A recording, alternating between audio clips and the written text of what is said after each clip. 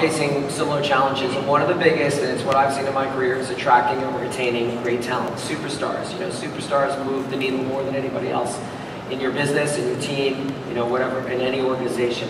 So I thought I'd ask you about a couple, you know, examples of maybe attracting superstars. You've attracted some great superstars to the Lakers.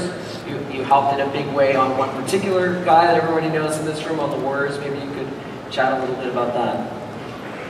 Well, first of all, there's superstars in every business, every industry. Trust me, they are. And for each and every one of you, you have a chance to work with someone really special.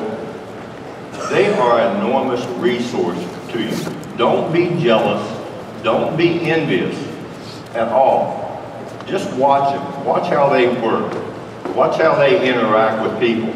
Some people, almost, again, jealousy enters into it. Just watch how they work. They're different. They think different.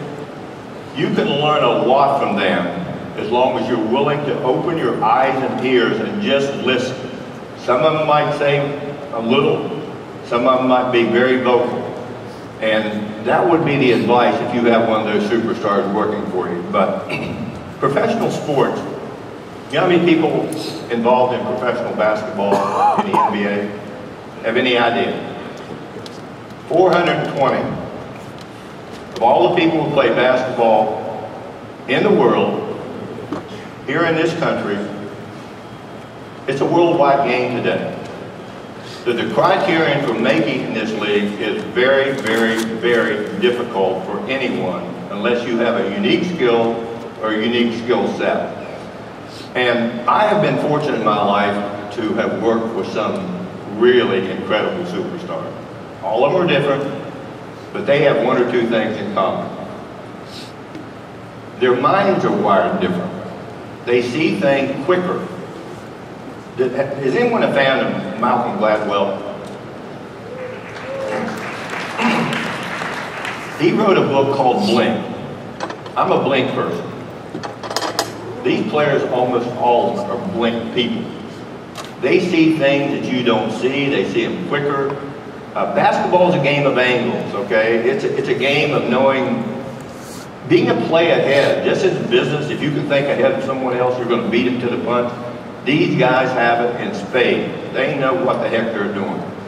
And just to be around them, the difference in personalities, some of them are big personalities, some of them are quieter, more softer. And I'll tell you one of the most unique ones, Kareem Abdul-Jabbar. Everyone talks about Michael Jordan being the greatest player. You know, to me, I love Michael. I would put him right at the top of the list, but 1A would be Abdul-Jabbar. He is one of the brightest athletes I have ever met in my life. And it's almost like basketball was a sideline for him because it was so easy for him. He didn't even look like he worked at it. He was a play ahead. He's huge, of course, but his talent was unmatched. His competitiveness was unmatched. But he had a soul about him. His soul was, he believed in social issues. He's a brilliant writer. Then you have Irvin Johnson. I don't call him Magic Johnson because when he played basketball, he's Magic Johnson. Otherwise, he's Irvin Johnson to me.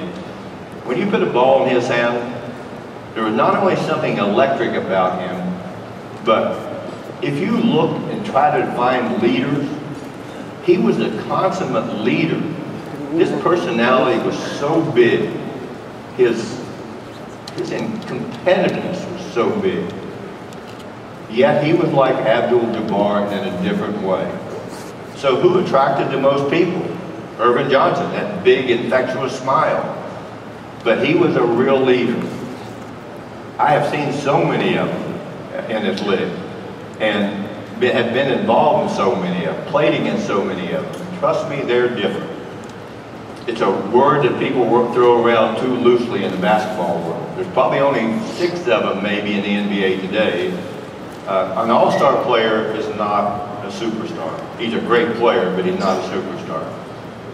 Had an opportunity for the last 6 years to work for the Warriors, and I will tell you, probably the greatest experience maybe I've ever had in my life.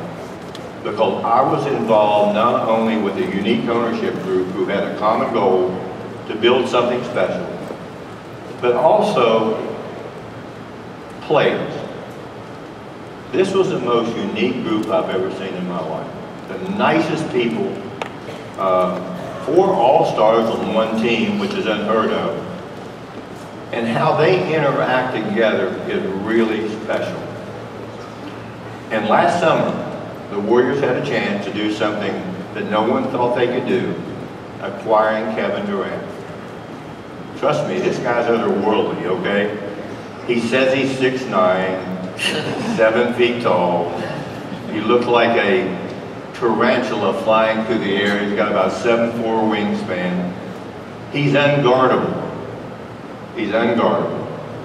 And in talking to him last year when he was trying to make up his mind, I said to him something really special. I would never say anything derogatory about any organization at all. Every organization has their own soul.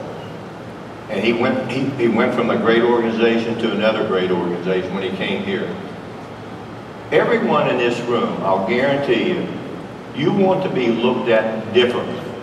And by that, you want your true skill set to be recognized by whom you're working with and the people who you work for.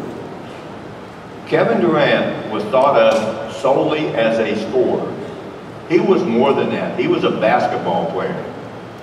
And it was amazing to me to see what the people said about him when he came here. To fit into an incredible environment where these players, they'll go out, 10 or 11 will go out to dinner night. I have never in all my life, with all the great teams I played on, the great teams I had a chance to be involved as an executive, I've never seen this in my life. There's something unique about this group of people. But he was recognized all through the playoffs. What a wonderful, all-around player he really was. And just by changing an environment for him, to come to a team that was so pass, teamwork orientated, it was a thrill for me when he won. Maybe the biggest thrill I've ever had as an executive. For all of the things, derogatory things that were said about him, this is one great person. He's one great teammate. And I think sometimes some of his social media comments, I think he was angry at what's said about him because he's a good guy. He earned the right to lead. This is everyone in this room. Probably, hopefully you stay in a place you love to be, but you're going to have other opportunities if you are good at what you do. If you leave, is it because you're not loyal? No. That you think you can make a bigger contribution somewhere else. And for the Warrior fans and for the Bay Area, you've got to treat watching this guy play for a few more years. Yeah, I thought his answer when they said, "Oh, you took the safe route," I loved it. He basically said, "Why are you saying this is safe? I'm a person. I'm moving to a new city. I don't know anybody here. I'm making a massive change in my life. That is not a safe choice necessarily. And sometimes I don't think we look at these people as people. We look at them as sort of icons only. So that was really interesting. When we talked a little earlier, we talked about retaining and attracting talent, but you talked about the challenge when sometimes you fail to retain talent or somebody leaves and how you manage that in an organization. You told a story about what you had to deal with in that kind of situation. Well, probably one of the saddest things I've ever had to deal with in my life was Irvin Johnson announcing he was HIV positive. People think players are hard, that you can trade. Sure, you can trade them. They can leave through free agency. Trust me, you get to know them pretty well, and you get to care about them personally because of the makeup of them, their families. And all of a sudden, we were in France, and he had to come back early. And I said, "Oh, this is not good," because the insurance, he failed a test. And we get back to Los Angeles, and all of a sudden, I know what's going on. And at that time, when someone was HIV positive, you thought it was a death sentence because there was no care for it, or seemingly no care. And I remember that press conference. I sat there and I said to myself, "My God, look at this magnificent athlete, look at this great person, and we may not see him a year from now." I could have cared less about being responsible for organizing a team or trying to replace him, which he was irreplaceable. And so it took me a week to try to really focus on how can we get better. We couldn't get better at that point in time. We had no ability to do anything because our season was starting. So how were we going to get better? We had to have some sort of plan. Our plan was a year from then, well, 2 years from then, that we were going to get involved in free agency. And there were a real big prize out there, and he was a really big prize. He happened to be named Shaquille O'Neal. I don't know if any of you ever had a chance to interact with him. One of the most fun people I've ever been involved with in my life. You would love him as he's in his room. He'd probably come in riding a motorcycle with a helmet on. Great guy. But the length that we went to get him was unbelievable. I'd never met him personally. I knew his college coach. You could not talk to any free agent, and they had a lockout. And he was participating in the Olympic Games. And so we had a chance to start talking over the phone. And he and I became very friendly over the phone. And we talked every day. I don't care where he was. We talked every day. And for some reason, we had made a connection. But also there was an ace in the hole. His agent was named Leonard Amato. He was a personal friend of mine. He lived in Los Angeles. And Shaquille wanted to be a movie star. You know, a lot of the lady actresses are very small. He's 7'1". Can you imagine him having a leading lady with him? It had to put him on a step ladder, her on a step ladder, to get up to where it would look sort of okay. But just to connecting and knowing more about him, trying to get at this point across to him, that the Lakers had won numerous championships with Abdul-Jabbar. And I also told him that we had drafted a young kid by the name of Kobe Bryant. We got him through a trade at number 13. And again, everyone is trying to, with your products, you know, we got the best product. Well, I thought he was the very best player in the draft, and he slipped all the way to 13. And I told him, I said, we've got this young guy who's going to be the best player in the league along with you in a year or two. Well, anyway, after a many long conversation, the greatest elation I've ever had in my life when I said, I'm coming. I'm coming to Los Angeles. The fortunes of this franchise changed overnight. The ticket sales, revenues were way up, and we paid him an extraordinary amount of money, $120 million in those days. Doesn't seem like a lot today, but he was worth every penny of it.